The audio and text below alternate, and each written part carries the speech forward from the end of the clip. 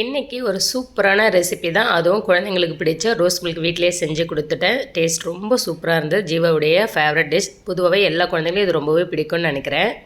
பெண்களை பொறுத்த வரைக்கும் நிறைய கேர்லெஸ் தனம். அதாவது பொதுவாக அவங்கள கேர் பண்ணுறதுல ரொம்பவே விட்டு கொடுத்துருவாங்க. ஏன்னா வீட்டு வேலைகள் நிறைய, ஆஃபீஸ் போகணும், வேலைக்கு போகணும், நிறைய வேலைகள் இருக்கிறதுனால தன்னை கேர் பண்ணுறதுல ரொம்பவே லேட் பண்ணிவிடுவாங்க.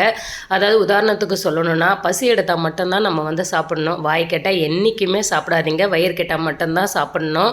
உதாரணத்துக்கு சொல்லணும், குழந்தைங்களுக்கு நம்ம சாப்பாடு கொடுப்போம். அதில் 2 வாய் மீந்துருச்சு, சரி இதை 2 வாய் நம்மளே வாரி போட்டுக்கலாம் அப்படின்னு நினச்சி சாப்பிடவே கூடாது. குழந்தைக்கு விட்டு நம்ம மீதி எடுத்து வேஸ்ட்டாக போட்டு விட்டுறங்க. அதே மாதிரி தான் இப்போ சாப்பாடு செஞ்சிங்கன்னா கூட குழம்பெல்லாம் மீந்துருங்களா, அதில் கொஞ்சோண்டு சோறு போட்டு பிசைஞ்சு சாப்பிட்றலாமே, வேஸ்ட்டாக போகுது அப்படின்னு தான் நம்ம மனசு சொல்லும். ஆனால் அந்த மாதிரிலாம் சாப்பிடாதீங்க. அடுத்த வேலைக்கு வச்சுக்கிட்டு சாப்பிடுங்க.